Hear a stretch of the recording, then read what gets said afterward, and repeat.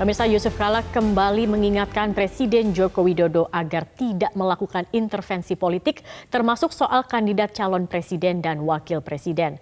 Kala kembali mengingatkan itu setelah Presiden Joko Widodo di hadapan para pendukungnya mengungkapkan dirinya akan membisiki parpol koalisi terkait sosok capres yang akan didukungnya. Itu bagian saya untuk memberikan bisikan kuat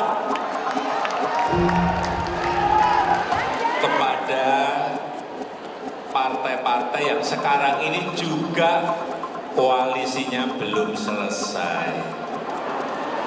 Jadi kalau saya ngomong sekarang untuk apa? Mantan Wakil Presiden Muhammad Yusuf Kala atau JK kembali menanggapi pernyataan Presiden Joko Widodo saat menyampaikan pidato di hadapan relawan pendukungnya di puncak acara Musyawarah Rakyat atau Musra yang digelar Minggu 14 Mei 2023 lalu di Istora Senayan, Jakarta Pusat. JK menyayangkan pernyataan Presiden Jokowi terkait bisik-bisik ke partai politik soal capres dan cawapres pilihan relawannya.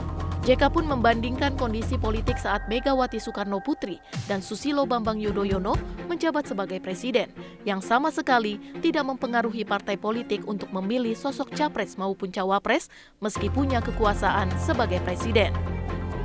JK menambahkan kala itu kedua tokoh memberikan hak mengusung capres dan cawapres ke partai politik. Sejak zaman Ibu Mega, Pak SBY, sama sekali tidak mempengaruhi partai politik untuk memilih ini itu enggak. Jadi diberikan kepada partai-partai itu.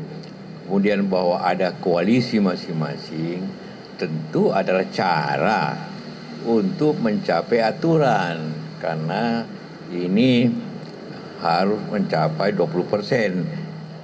Partai cuma satu yang bisa mencapai 20%, karena itu perlu koalisi. Tapi koalisi itu adalah kewenangan masing-masing. Presiden kami tidak, waktu jadi pemerintahan, tidak mencampuri itu. Analis politik dari Indo Strategik Ahmad Hoirul Umam menilai pernyataan yang dilontarkan Presiden Jokowi soal bisik-bisik Pilpres merupakan upaya Jokowi sebagai kingmaker dalam Pilpres 2024 mendatang. Alih-alih memberi saran maupun masukan politik ke parpol koalisi, pernyataan Jokowi dinilai sebagai intervensi politik.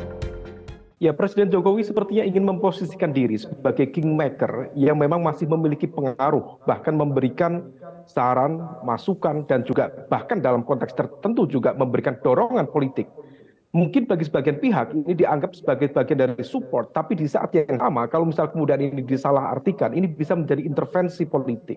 Nah, oleh karena itu, orkestrasi yang dilakukan oleh Presiden Jokowi jangan sampai kemudian disalahartikan, kemudian sebagai sebuah upaya untuk mengintervensi dan membuka ruang terjadinya politisasi kekuasaan negara.